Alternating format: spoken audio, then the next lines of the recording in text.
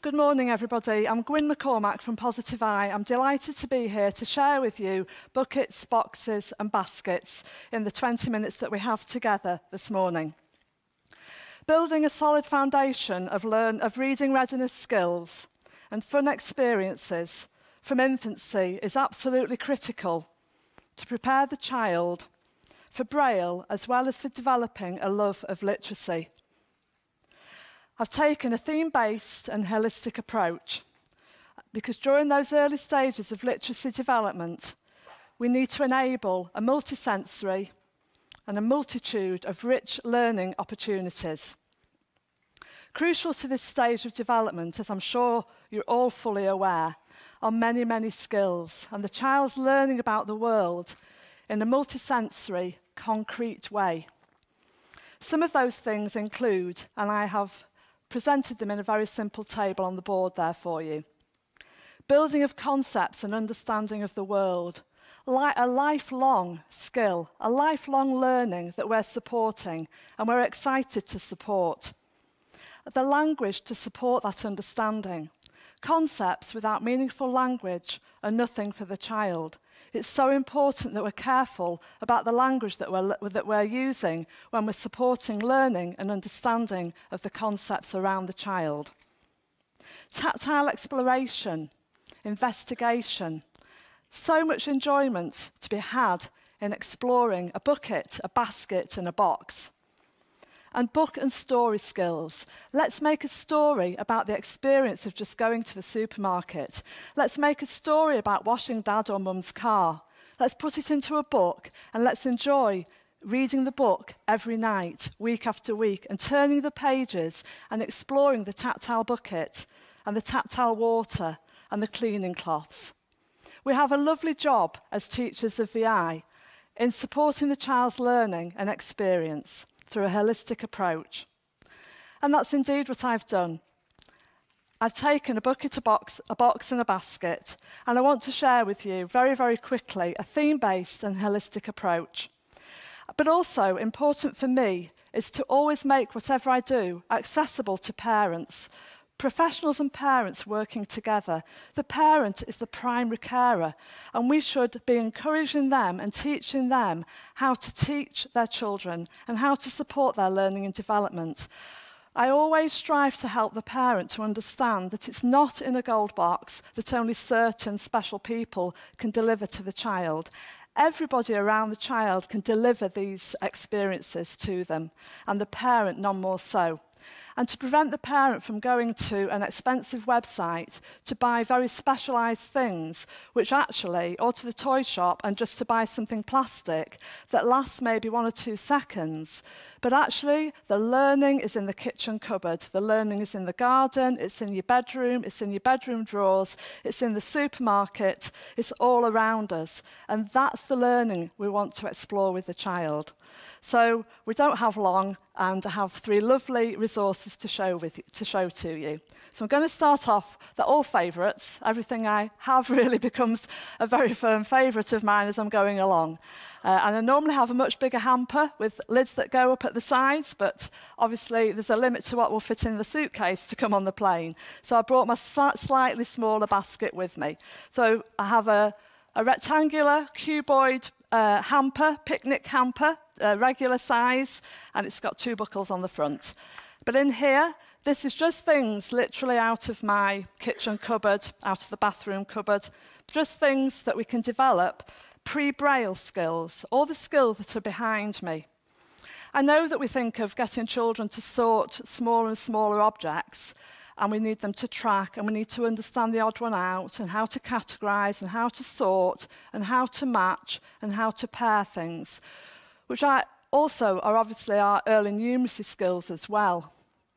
But what I'm trying to do, and particularly in the UK now, I'm looking for opportunities as well to embed the learning in a day-to-day way within the curriculum, so that we can do the one-to-one sessions, but that we can also support the learning within the literacy and the numeracy curriculum, and we can develop the pre-braille skills at the same time. So this is just a fun basket of things. I don't have young children anymore, so I've had to sometimes perhaps buy something that I might have found in my cupboard when my boys were younger. So everything from a bat, which has a nice texture to it, and we're helping them to explore 3D objects and 3D shapes and understanding what a bat is. What does a bat do? What do we use it for? What's its purpose? What sort of ball do we need to go with a bat?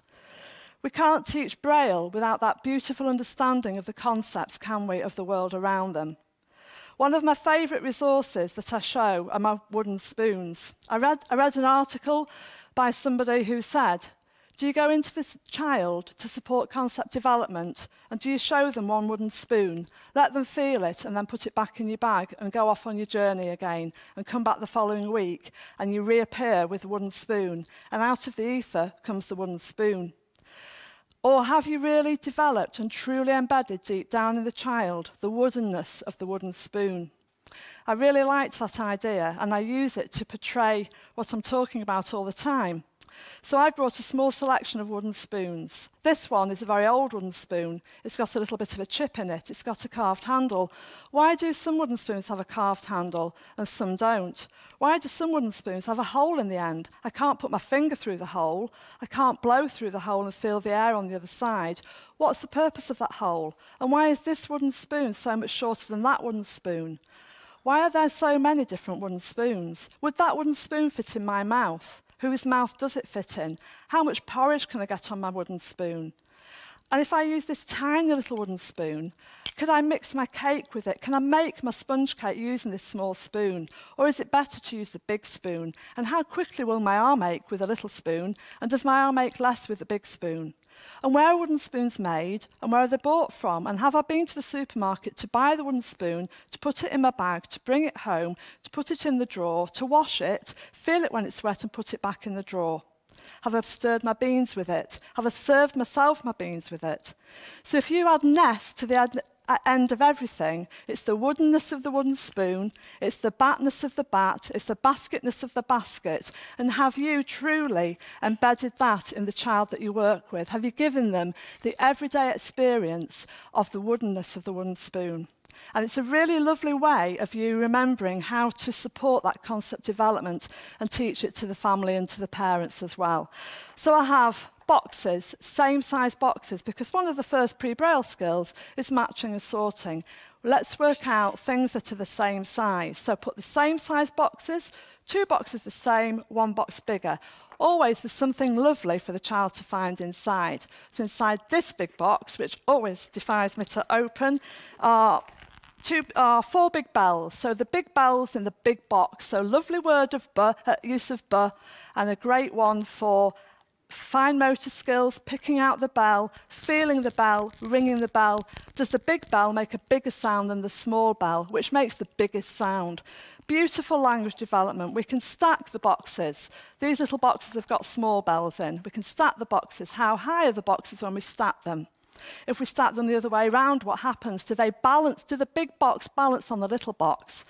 So we're developing mathematical skills, literacy skills, but at the same time, pre-braille as well.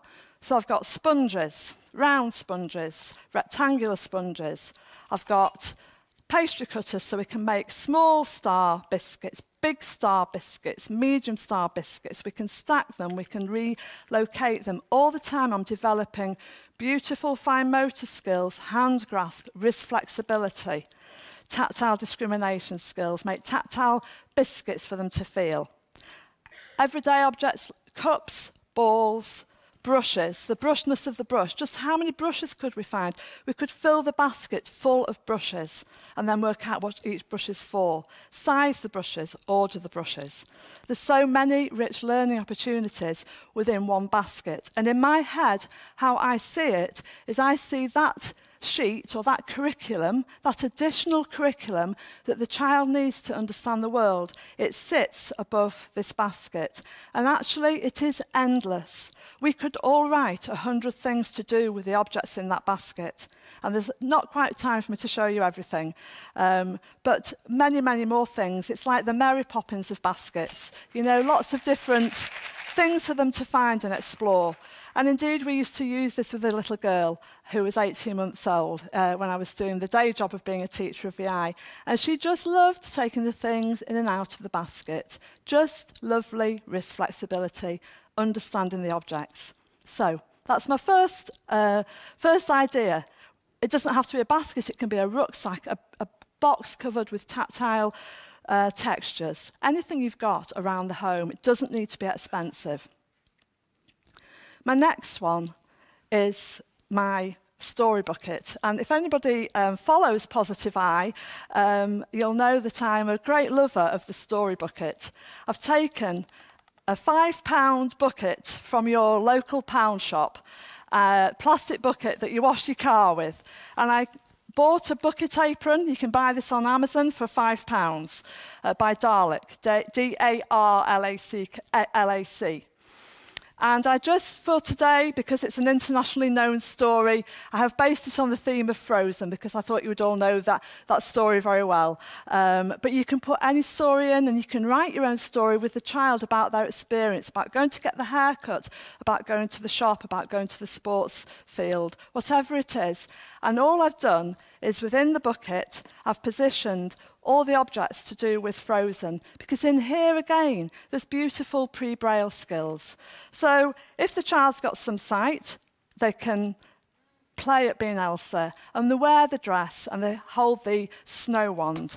And then they can feel the shiny leaves, or look at the shiny fields, or feel the texture of the shiny leaves. I have put some of the toys from Frozen. I don't normally do that, but it's also about children fitting in and having children want to play with them and play with something that's fashionable and modern and with it and current. So I have included all the typical people we'd expect to find in a Frozen resource. But in the pockets, each one's got a credit card on the front of it, a blank credit card, and I've brailled the name of what's in the pocket. So there's a snow wand, a beautiful snow wand with Lametta for them to play, giving wishes and making stories up with that and playing with it. And then there's Olaf's boater and sunglasses for them to dress up in. But again, they're feeling the textures, they're learning the concepts, they're feeling the shapes. They can feel the big boater and the small boater, and they can be Olaf and listen to Olaf talk. And then around there's the ice crown in one of them, and I've put little snowballs so they can count the snowballs, they can feel the snowballs, they could put those into a bun tray and make the braille cell as well and make up different braille letters using the round polystyrene snowballs. And further down there's some little pom-pom white sparkly snowballs as well. And snowflakes for them to feel. So there's matching, sorting, finding the odd one out. There's lots of different ways you can use that resource. And then finally in here, before I move on to my final resource, I've just put in some organza, some blue organza. And actually I used this with I did a family day, and I put all these things out, and really I could have just left actually the basket out, because the children who were visually impaired all came and played with that. They got it out all over the floor, and I was ready to move on to my next resource, and they would have just been happy with this one. But then when I did get the Frozen bucket out, the first thing the girls did, you know, they just got hold of this and they put it around the shoulders and they became Elsa. And it was, you know, so in that moment they were the floaty princess, enjoying the experience of the frozenness of the Frozen story. I also, somewhere in there, have included little ice cubes so you can do hot and cold and warm gloves and silky gloves. And matching the gloves, so plenty of opportunities for developing all the skills I have behind me on the board. And finally, and I hope this doesn't fall apart now, I'm going to take the cloth off. I wanted to have an element of surprise. This is a multisensory adventure in a boat. It's the world in a box and a multisensory adventure. And I just added some lights because we just thought at home when we were preparing it that it's like the boat in the harbour. And also, you know, for some children who've got some vision, they'll enjoy looking at the lights as well. So with this one, I have a boat full of things to show you very, very quickly. I made an anchor out of I made an anchor out of cardboard and covered it in foil.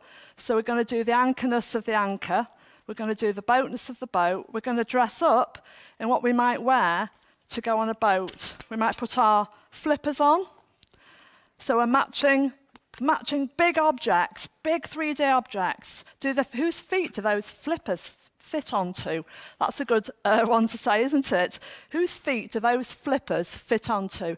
Telescope to check for light for any other boats coming. And it says tougher telescope. Everything's got the word on in braille and also in print. The fishing netness of the fishing net. There's the usual thing that we'd wear, so we can do all about safety and why we'd wear a life jacket to go on the boat. And then I've also put in here woolly hat, woolly scarves. Why do we wear a woolly hat and woolly scarves to go on the boat? Match the socks, match the textures together. And then I've also just put in a few little buckets, same size buckets that are the same size for them to, again, match together, place together, and then there are buckets that go smaller and smaller. And why would we have a bucket on a boat? And the buckets go smaller and smaller to the very, very tiniest one. And how much water do we get in the tiniest bucket, and how much do we get in the big bucket? And we could also use that bucket as well to fill. So we're teaching them in a holistic way, but we're including the opportunities for developing pre-braille skills at the same time. And we're showing a class teacher how they can do that. And then here's the basket for the picnic. And we can make sandwiches and cake and fruit and talk about healthy eating and the sort of picnic we might take on a day out on the boat. And I've put a starfish in here, and I've put shells for them to sort, so they can match and sort the shells, and done a little basket. How many shells fit in the little basket? How many shells fit in the big basket? Let's find the odd shell out from the other shells in the group that we've made. And let's feel the fishing net. And what is a fishing net? This is a very strange fishing net compared with this one, which has got a handle. But every time they're exploring, they're also developing their fine motor skills. And finally, there's a poem. There's a lovely poem, which I don't have time to read to you, but I've written a poem all about going on the boat and the fun that you might have, and that you put your hat and coat on, and you put your flippers on, and you get in the boat, and you rock the boat, and the child sits in the boat, and you rock the boat, and you play being on the boat and having a wonderful multi-sensory adventure in a boat. Okay, thank you very much indeed.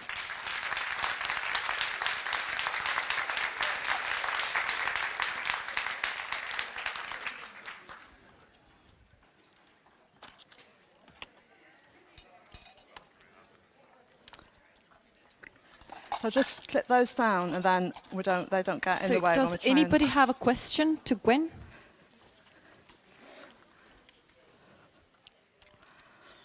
No questions? Okay. No questions? Do you not know how I got it into my suitcase? Well, this boat has been made for me by a cardboard mechanic. I have another boat that's bigger, but realised it wouldn't go in the case. So this fits in our holiday-sized suitcase. It all folds down, and it goes in a little bag in the bottom of my suitcase. And then everything else, the bucket goes in, and all my clothes, my big wardrobe of dresses, all goes in the suitcases with it. Thank you very much. Thank you.